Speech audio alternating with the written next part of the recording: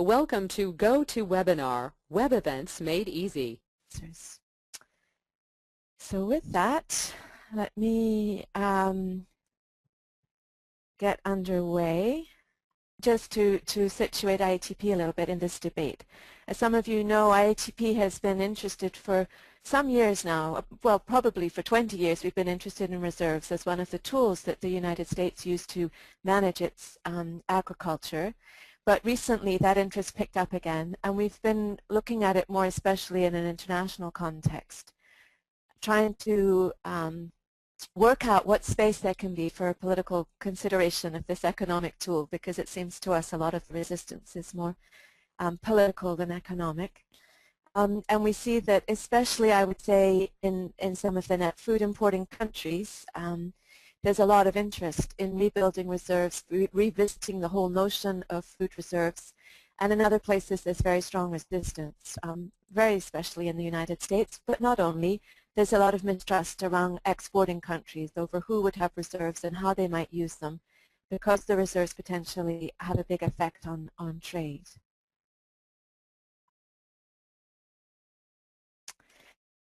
So for us as well, the work on reserves links more broadly to the work on volatility, and that's reflected in the title of the webinar today.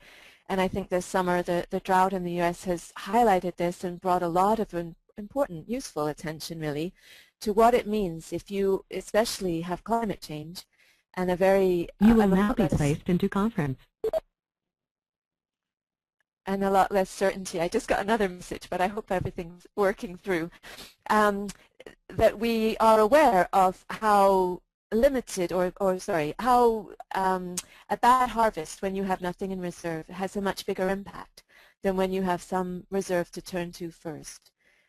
But also it links to the lack of financial reform that has allowed speculation to grow enormously on commodities markets, and that has also fueled volatility. And we see the inadequacy of trade rules. The trade rules that we have from the Uruguay round were designed at a time where there were gluts of supply in international markets. And whatever the merits of those rules, IATP had many criticisms. They really were not able to manage the current scarcity that we have. Since 2007, we're managing much tighter supplies, and the rules we have for trade are actually a hindrance rather than a help. So the last thing I'll say before we come to our speakers is to highlight one of the reasons for this webinar is because we published a reader called Grain Reserves and the Food Price Crisis that looked at some of the recent writing on reserves. We wanted to highlight that there's a lot of new interest and writing going on, and that we're planning a seminar in Rome in October, and we would invite anyone who's interested to let me know, to contact me, and to see about joining us for that. So with that, I'd like to turn to our first speaker, Mamadou Goita. He's the Executive Secretary of the West African Peasants and Farmers Network, known more commonly by its French acronym ROPPA. And I'm just going to check. Mamadou is joining us from Bamako, and we've had quite a technical feat to get it all worked out. So I'm just going to see whether I get a sign from the organizer that he's ready to join us. I think Daryll will need to go first, actually. Daryll, do I have you there? Yes, I am. Let me just kind of give an introduction here and see if maybe the technology will catch up with us. I want to do a couple of things. I want to talk about reserves in general in terms of some of the experience over the centuries, essentially, some of the functions that we kind of believe that reserves can do, and how it's organized, and that will include some of the advantages and disadvantages and some of the criticisms that people have given of reserves. And then I want to spend a little bit of time talking about a grain reserve study. Okay, I'm going to see if this will work. Daryll, okay, great. Perfect. Can you see it now? Yes. Okay. The second part is I'm going to talk just a little bit about a grain reserve study that we did for the National Farmers Union that is for a reserve in the U.S. And what it did was essentially look at what would have happened had we had a reserve program in place from 1998 to 2010, and in place of the kinds of programs that we had. So those are the two things that I wanted to spend some time on. First of all, I think it's important to understand that reserves are not a new idea. In fact, we've had a number of examples of using reserves and getting good benefit from them. And of course, we all have heard probably, or many of us have heard about the biblical story of Joseph and Pharaoh, where they were preparing for 7 lean years by holding in commodities, or especially grains, in storage for the 7 fat years. So it's been around for a long time. China has been one of those countries that have put a lot of emphasis on reserves. Again, going back 54 BC, over the period of time between now and then, why the emphasis on reserves has not always been as strong, but as a rule, it's been an important component of what they've tried to do for their people. The term constant normal granary, Henry Wallace borrowed that kind of term for something that we did in the U.S., although he called it an ever normal granary. But again, it's something that has been around for many years in some countries. In the United States, using grain or taking grain off the market and putting it in a reserve was one of the first things that we really tried when we were trying to stabilize prices in the Depression era. And we did that with the Federal Farm Board first, but then the Commodity Credit Corporation. And some of you have probably heard of that and know that grains were stored to stabilize price, but also to be a way of having grain available when it was needed, and also as a component of managing supply. So in the U.S., it's been an important component for a number of years, and is less, of course, now since 1996 because of a change in the direction of policy. And some of the reasons why folks have become, or did become, less enthralled with reserves, I think involved inconsistent management and actually mismanagement. Some of those that were managing it were not that thrilled to have a reserve in the first place, and so therefore I think that it kind of affected how effective it was allowed to be. And of course, we were accused of dumping excess commodities on the world market when we were pulling them out of the reserves as well. So, and I just want to, I think that we hear these kinds of criticisms that I'm going to list, and I thought it's just a good idea to acknowledge them and then to address them very quickly.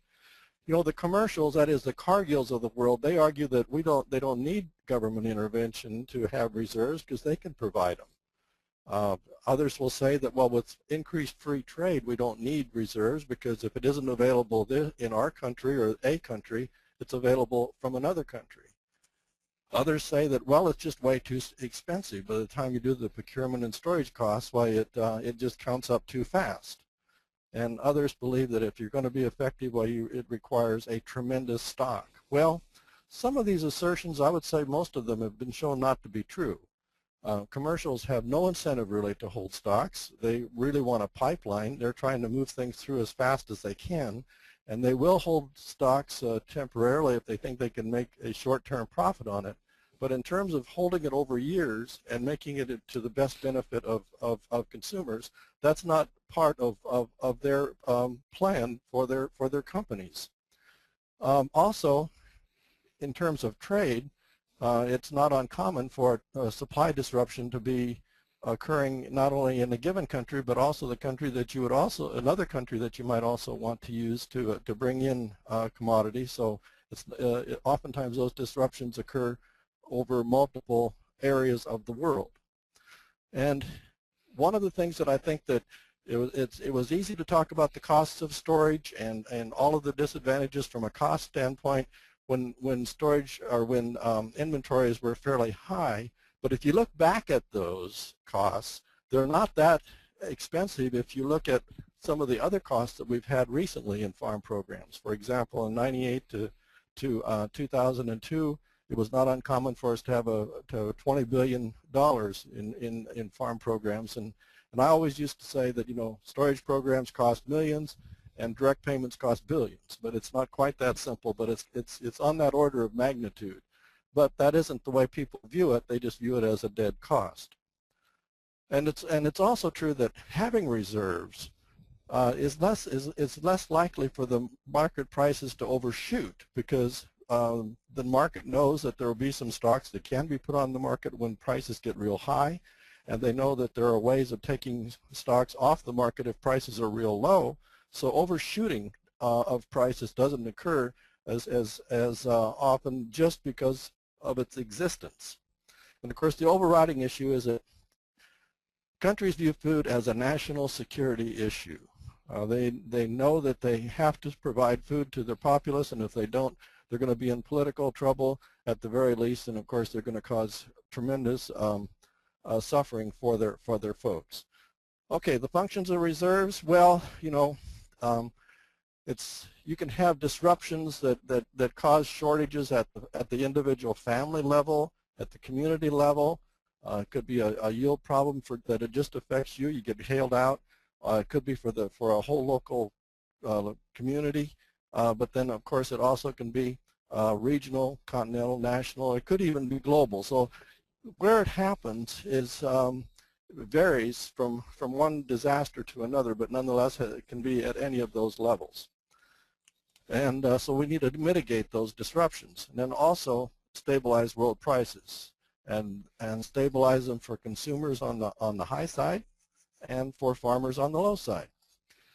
Now, what kind of mechanisms can we think about? And these are going to be very broad and just kind of a framework for discussion more than anything else. But of course, individual families will have their own pantries that they can fill with various types of consumables that are stored, that can be stored, can be canned, or can be put in other ways of storing.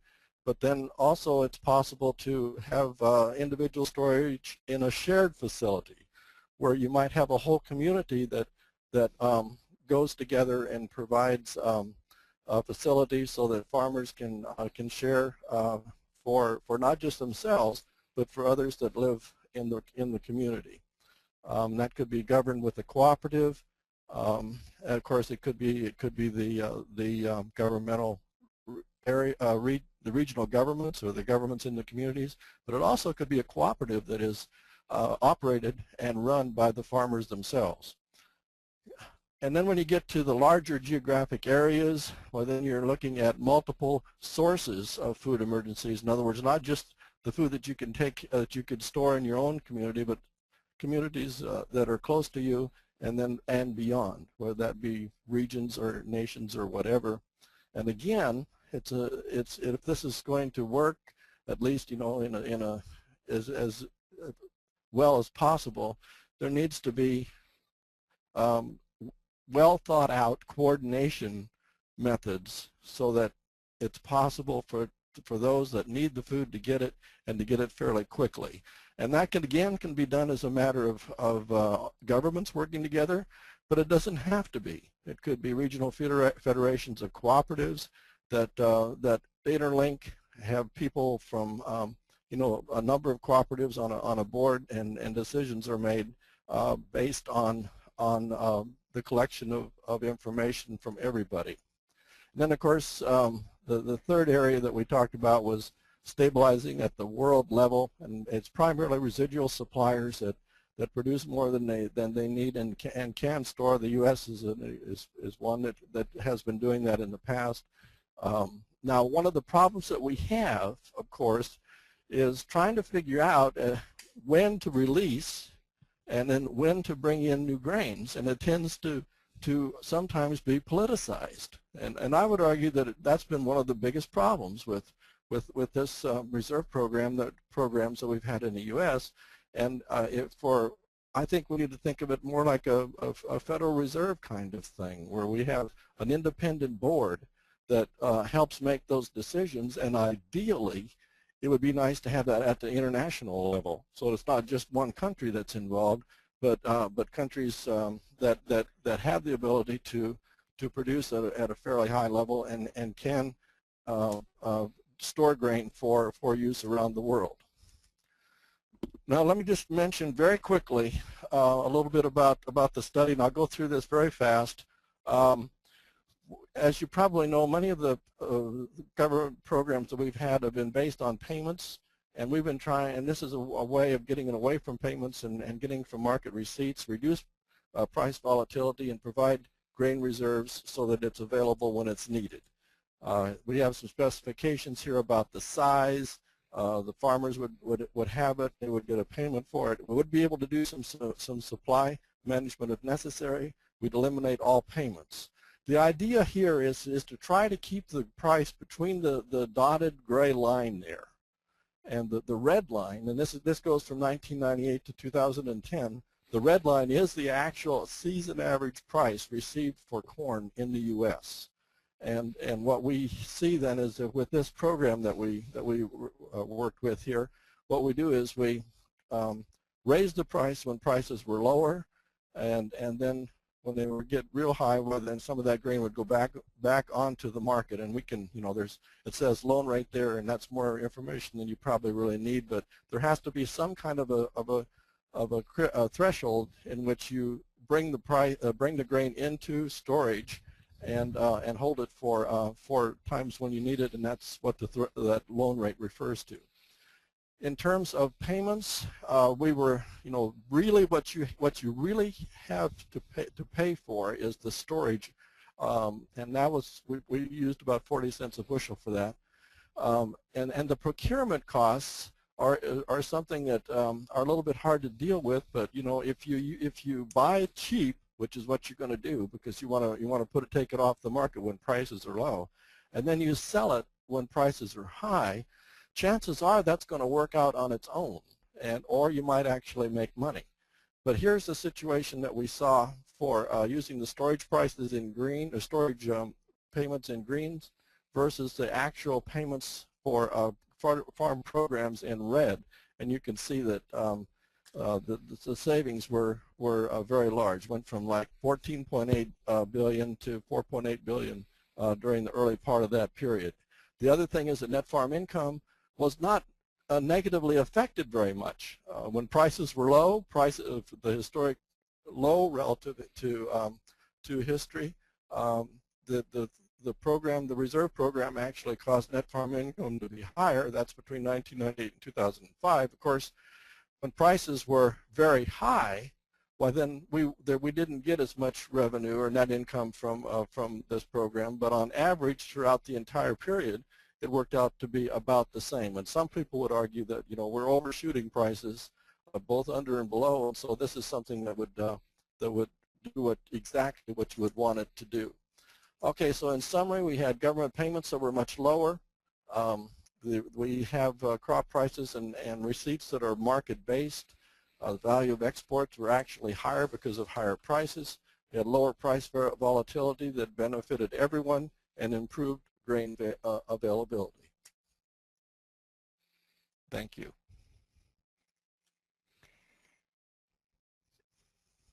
Thank you, Daryll. I'm not sure. One of the things that's tricky is to know whether I've got the mic again.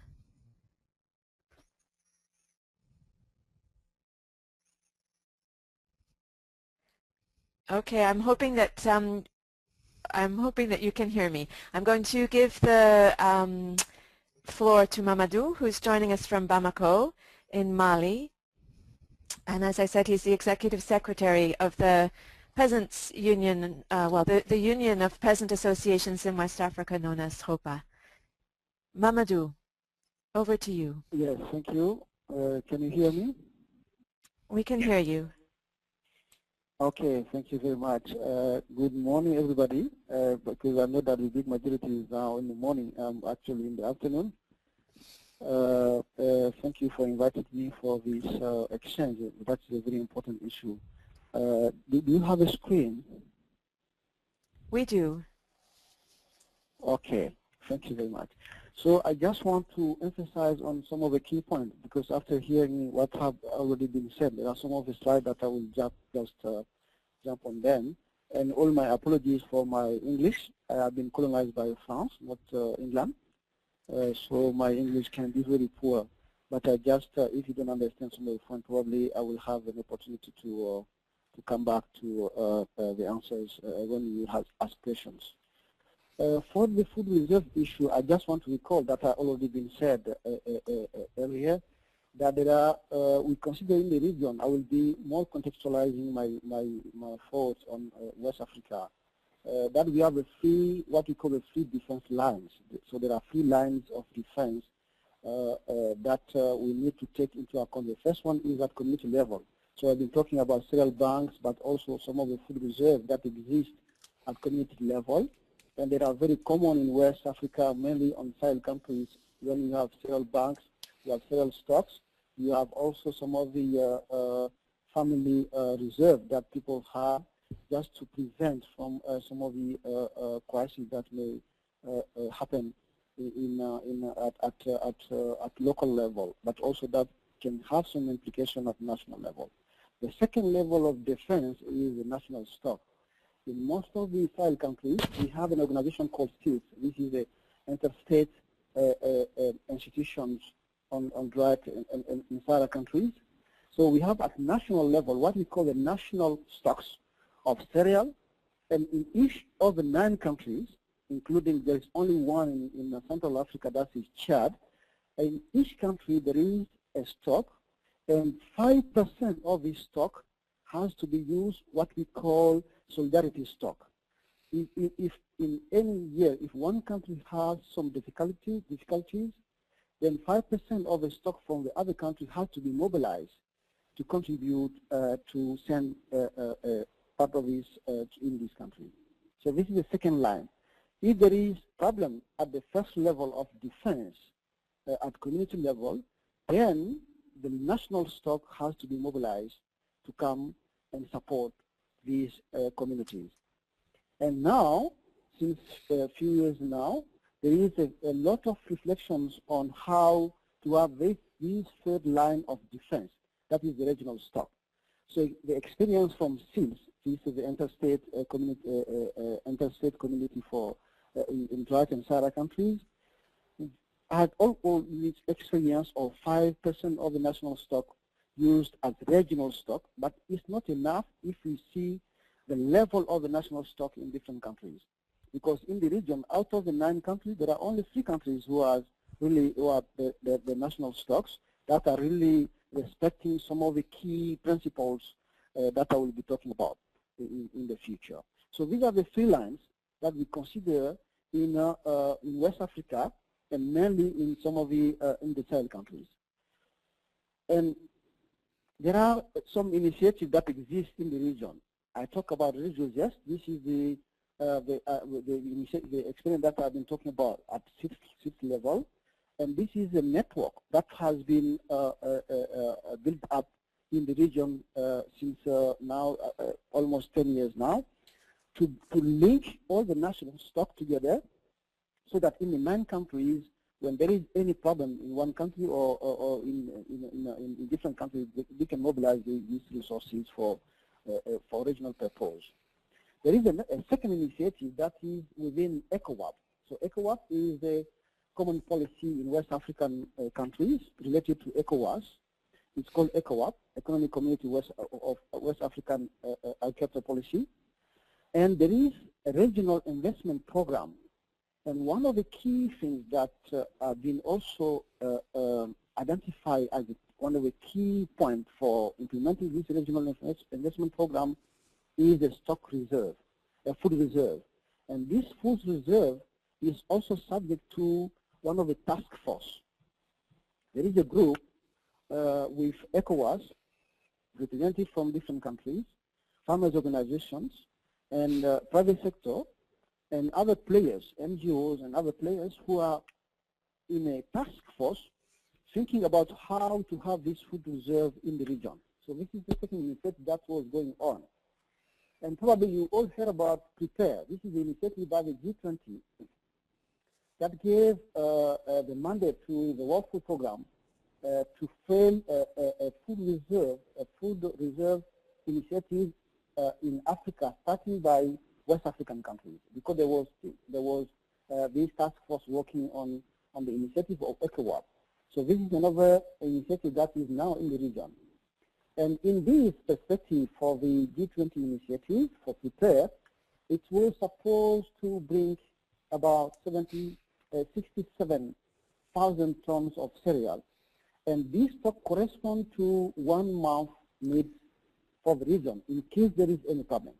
So it's very important to consider that point because the level of the stock, as it has been mentioned now, is very, very important. It's a very important criteria to analyze what can be the contribution of this stock to when there is any crisis in the region or if we need to contribute to regulate also prices in the region. So there are some key points that we need to be considered in the food reserve issue. And these points have been subject to different debates. So I just have these key points since we don't have enough time. And then I will try to just elaborate on some of them. The first one is about the vision and objective of the food reserve. What are some of the key points on that? There is a big debate in the region now because the G20 initiative is about just facing what has been called all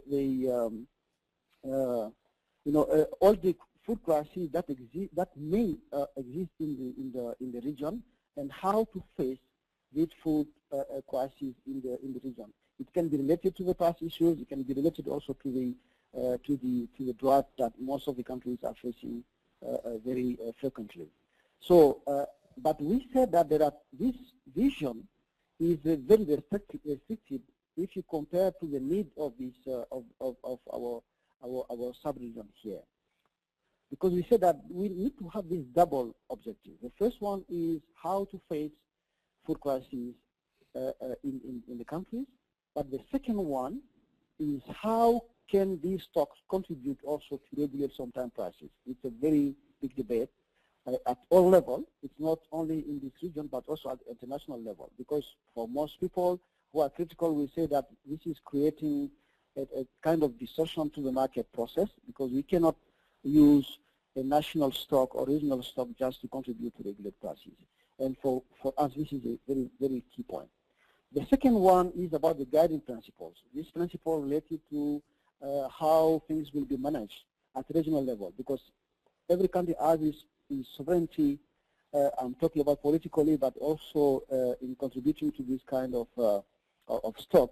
What are some of the guiding principles that we need to set up that will help just to be sure that there is coherence in between countries, that also there is transparency and all these kind of ethic issues that need to be set up at the very beginning.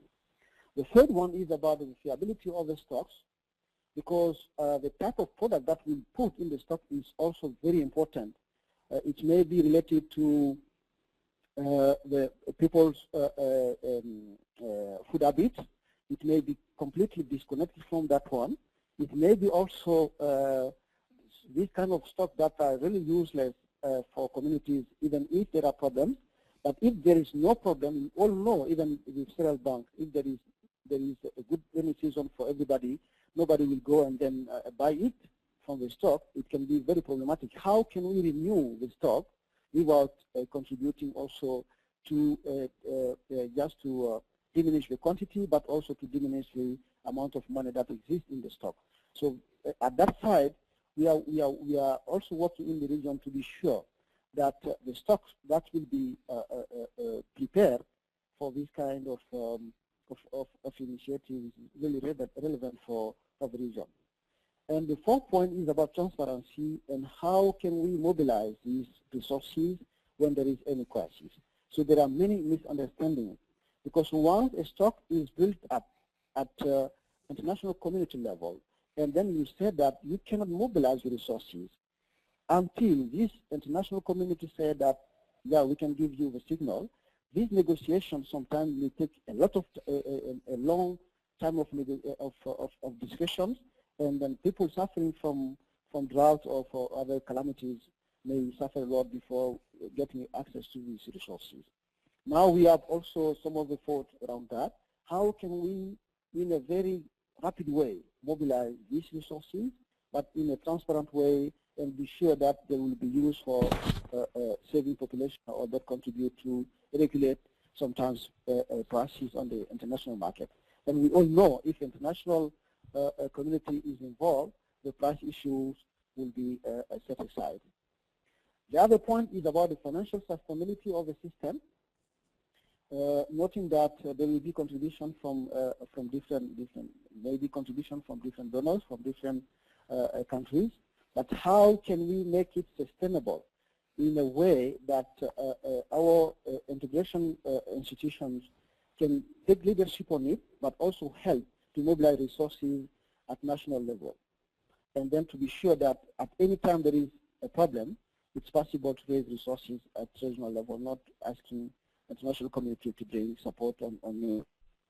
And the other point is about the context analysis for the food reserve, because we all know in the case of West Africa, if you look at the figures, many people don't know that if you take the production in the region, we are sufficient in food production.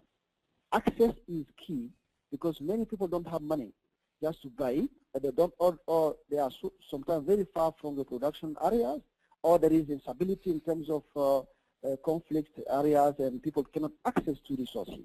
But if you take the West African as a region, you will notice that we have enough to feed the population.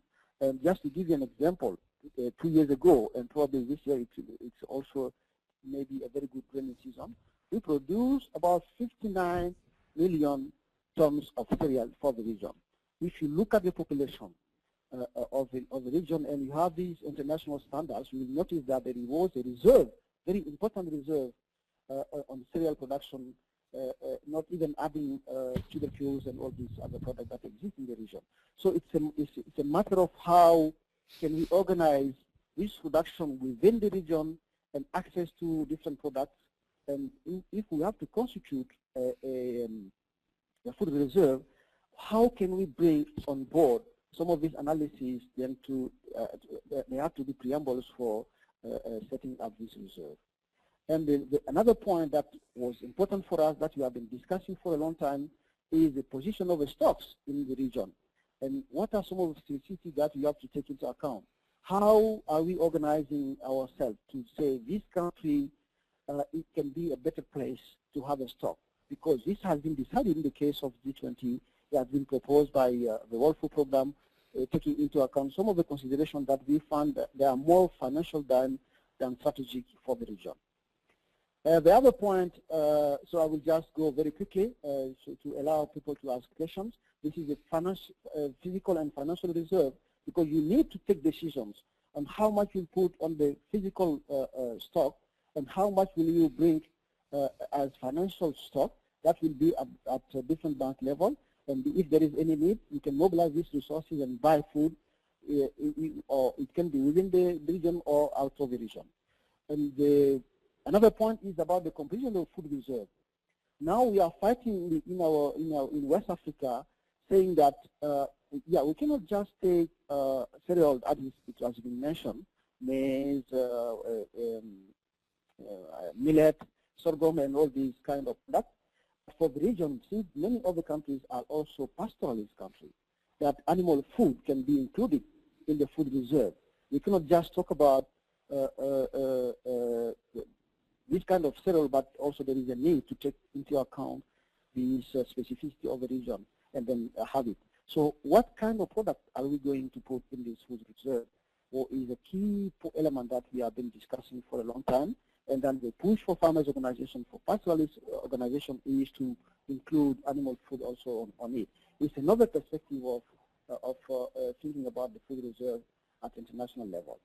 And all these kind of buying modalities, where are we going to buy, at what time, and with which strategy, the storage modalities, how we use the resources, and how we can launch the process, saying that now it's time to use it or it's not time, and the institutional framework that have been mentioned earlier, and the cost evaluation and the funding system mechanism, that are some also very important things.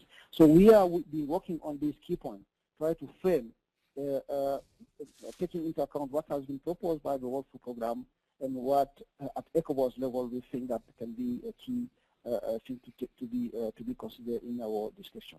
I will just give some of the position for farmers organization at that side, so to leave questions for questions. First, we said that we need more than food security reserve, stocks. We need food sovereignty stocks that will make this link between the food crisis that the region is facing sometimes and all the revenue issues. So the stock should also contribute to regulate. This is our thought. It may be very debatable for many people, but for us, these food reserves will contribute to boost production. It will contribute to boost the quality of product, but different systems that we have today may be really very debatable in terms of their efficiency in boosting the production or contributing also to the quality, to improve the quality of different products. So we think that taking into account these points, there is a need to think more about the quantity that we need to put in these food stocks and how they can be mobilized to regulate or not our market, local market system. And also the third point that we are trying to include in the discussion is animal food. That should be taken into account also in the food reserve, and that ECOWAS, as a regional institution with different task forces, including all the players, should be the leading institutions in the process. And then decisions also should be taken at that level. And for this, our countries have to invest on resources on this regional stock. And that there is also a very necessity to have this strong link between this three line that I've been talking about at my early talk. This is a community level, national stock, and the regional stock. This link is very important because if we don't have this kind of link, probably we'll face situation that most of the countries are facing now. This means that there will be mobilizing resources at national level when community self banks and all these can already contribute to it. They will be giving for free food when people need just to have prices that are lower than the price at the market, and they may be also trying to sell products when people cannot afford it. So these three lines that can break all the issue of safety net, but also breaking all the discussion about what we call the revenue issues that farmers need also to consider in their talk. So these are some of the points that I want to raise, and saying that in West Africa we are on this process with 3 different initiatives that we are trying to integrate and to see how we can move forward, knowing that this vision of the food reserve can be very critical for the framework that we are proposing today. I hope that the question will allow me to answer and to go more deeply in some of these points that I've been raising. Thanks for your attention. Mamadou, thank you so much. And thank you, Daryll, as well. That was great. I'm going to go straight to some of the questions that have been coming in, and I'll try to group them. I'll do our best I can to get to all the questions. It's not always possible, but the first question came in from Jacques Berthelot, who was saying that he's done his analysis of the numbers. I think, Daryll, this is probably a question for you, is that really it was U.S. corn ethanol that made all the difference, created a shortage, and without that ethanol we wouldn't have had deficits in these recent years and wouldn't have had the price volatility we had. I'm not sure if the implication is we don't need reserves or not, or whether it's just a comment on the importance of new demand in causing volatility. Mm-hmm. So maybe quickly on that, because it's not exactly about reserves, but it's worth reflecting on what's causing shortages, I think. Sure, and like you say, the disruption can be either on the supply or the demand side. We had, in fact, the demand side sometimes is more pervasive and severe. And if you recall the 1970s, why we had that happen with the Russians coming in and buying a lot of grain. So the demand side is not, we're not immune from demand. We often think about the supply side, but we're not immune from demand disruptions as well. I think that you know, you can say a lot about the ethanol thing, but just shortly, I think that it did get out of hand. I mean, farmers initially were developing co-ops to provide another demand for their corn. And the corn price was $1.50 and $1.75, and then you know the crude oil prices went up, and they were making money hand over fist, and then Wall Street got involved, and then the governments got involved, and I think that it's fair to say that demand was geared up much too quickly for the economy, for the corn market to handle it in a reasonable way. I think you're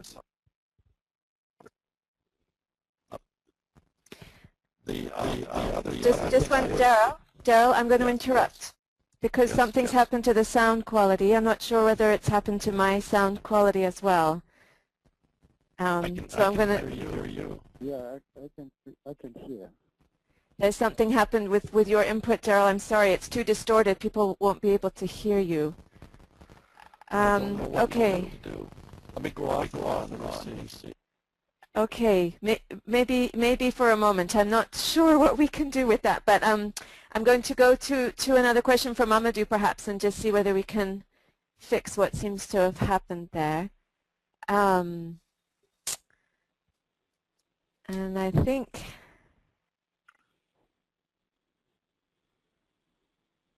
well, so,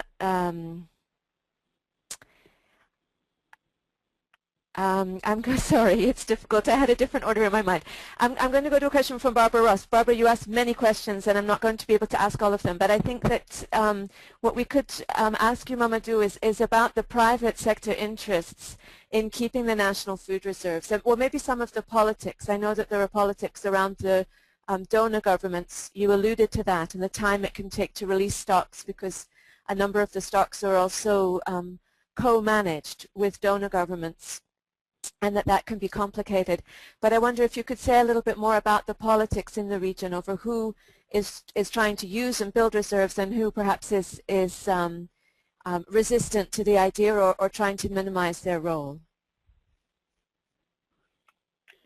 Yeah, thank you. You know, there is a big resistance from the private sector because of some of the situations that many people know. Because, as you know, rice is a very strategic product in this region. It shouldn't be, but it became a very strategic. So the private sector is even fighting that in this talk that we take out rice and then just limit it to sorghum, millet, and so on and so forth. And this is a very critical discussion that we are having. So there is resistance from private sector, saying that you need to leave the market regulate things, and then they are in a position if the prices are high, just to see how they can bring more products in the country. This depends on how people will take decision, and sometimes, you know, in our experience, it will be just leaving taxes and all these things, so people will bring resources and the prices will remain the same. And then even if there is a stock within the region or in the country, people will go and buy because it will be easier for them to bring some of the subsidized products from international market than buying it at regional level. So there is resistance from private sector, and then and usually this is a very strong debate when we are in a task force meeting, because all these groups are involved in the task forces. And the second one is also sometimes some of the institutions, regional institutions, because it's a paradox for us that we have three integration institutions in the region.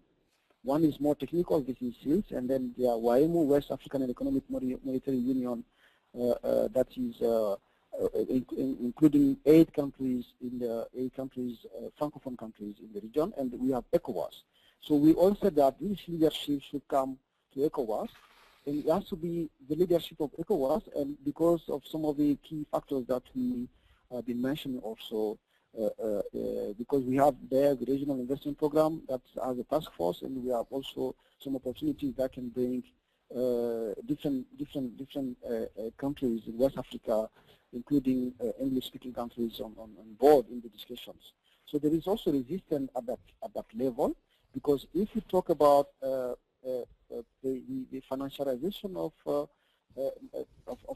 cereals in the region, so WAEMO is contributing a lot to give more space to this private sector. So there is support just to leave the market like this, so that people can just regulate it at the market level.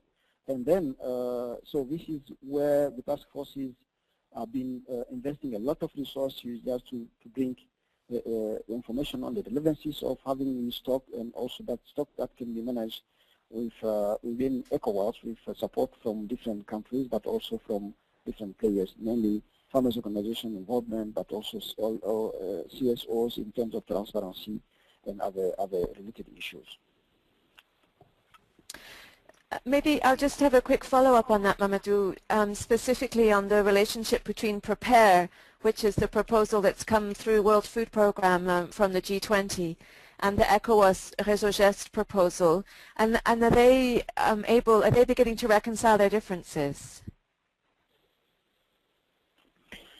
Yes, because the first one is the level of the stock, because there was the level of the stock. As I said, if you look at this, the 67,000 tons, that is 1 month of stock for the region. If you consider that there will be, because you have different scenarios.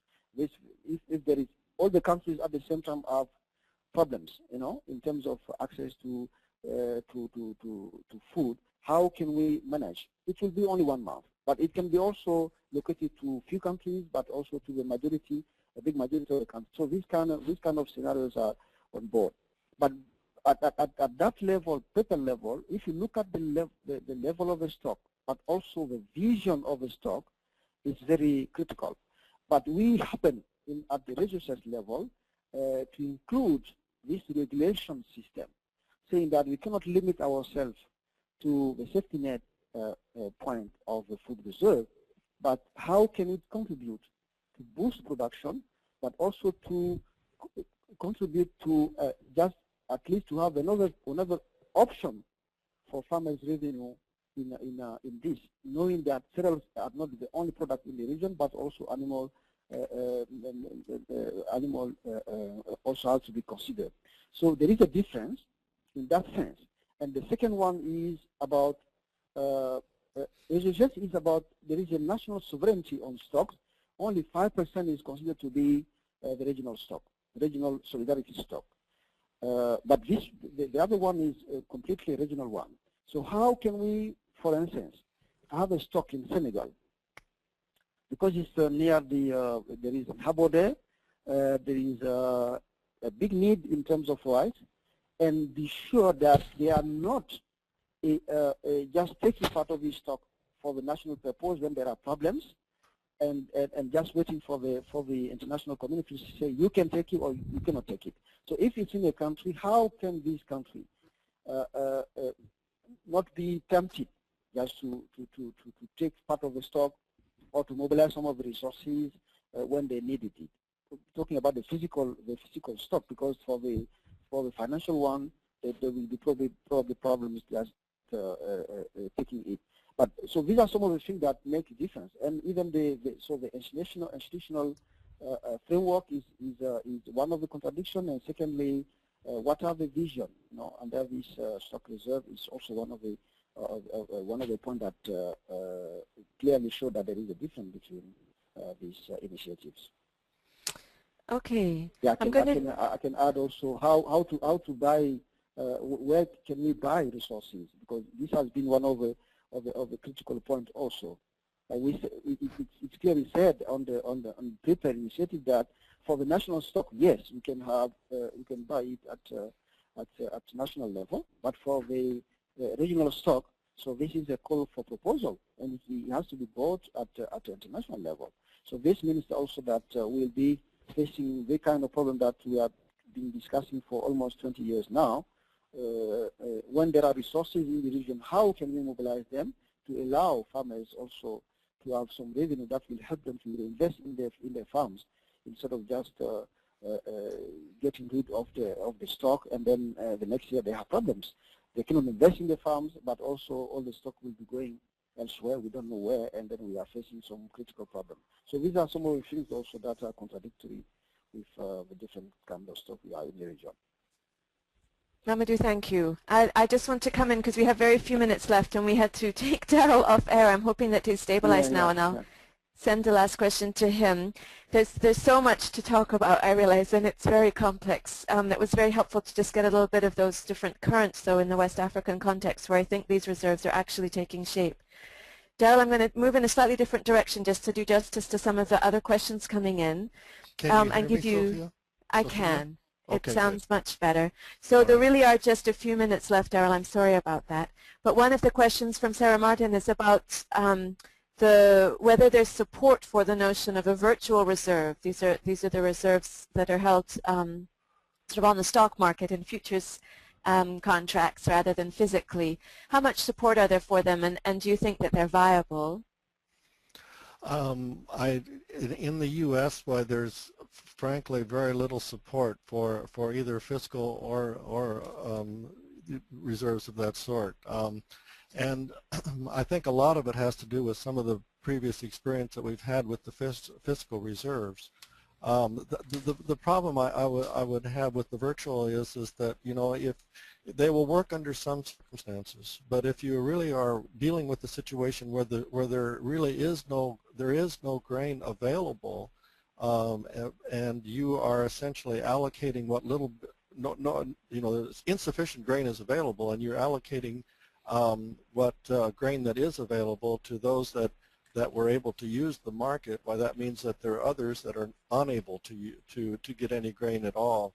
So I mean, there are times in which it could be useful, but I think that there are other times in which it would not fulfill the needs of those that are needing the grain.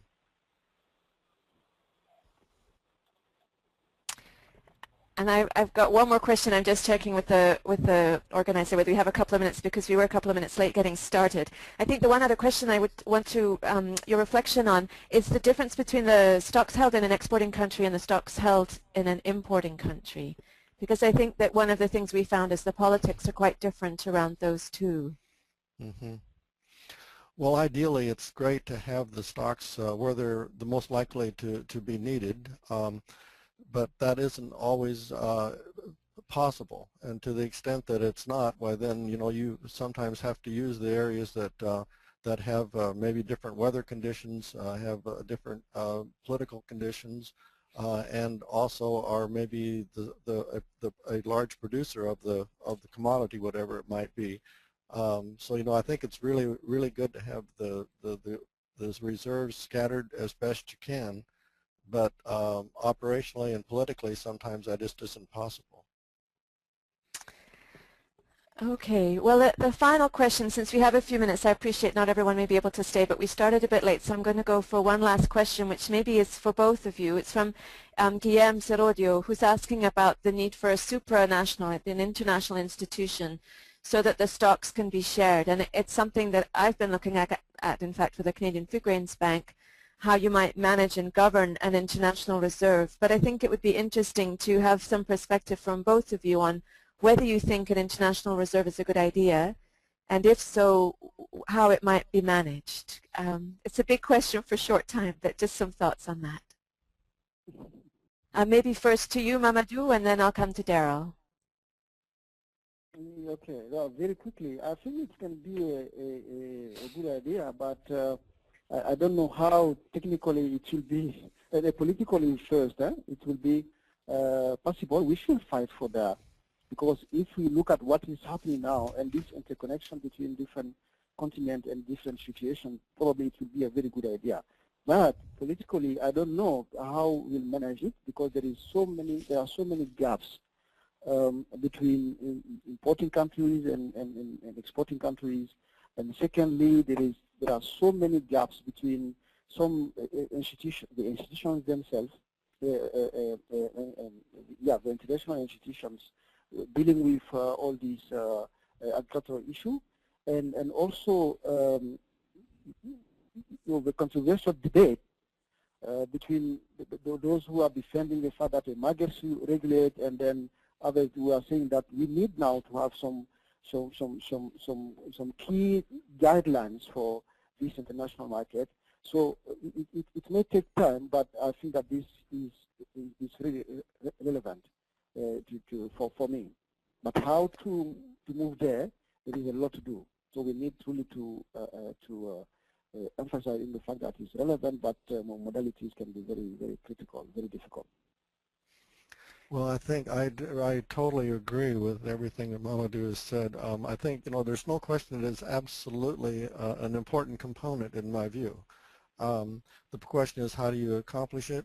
And to me, it has to be done in as free from political interference as possible. Now, the question is, how on earth do you get that done, especially at the global level?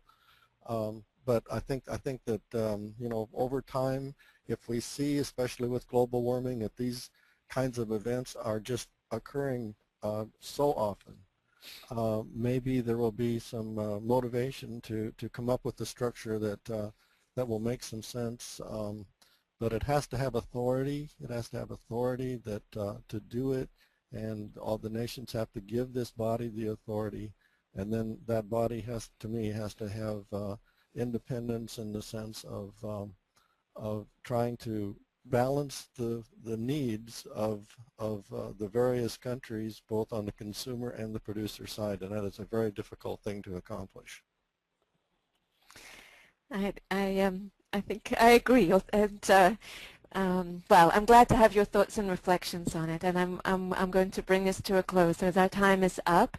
As I said, I did some thinking about this for the Food Grains Bank, and what we'll do when we put the version up on the web that people can access with PowerPoints and information, we'll make sure to link to different papers on these reserve issues as well.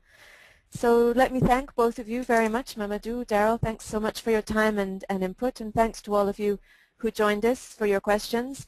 And if anyone has a question or wants to continue the conversation in some way, they should feel free to send me an email, and we'll do our best to answer the questions. So thanks again, and until next time. Bye-bye.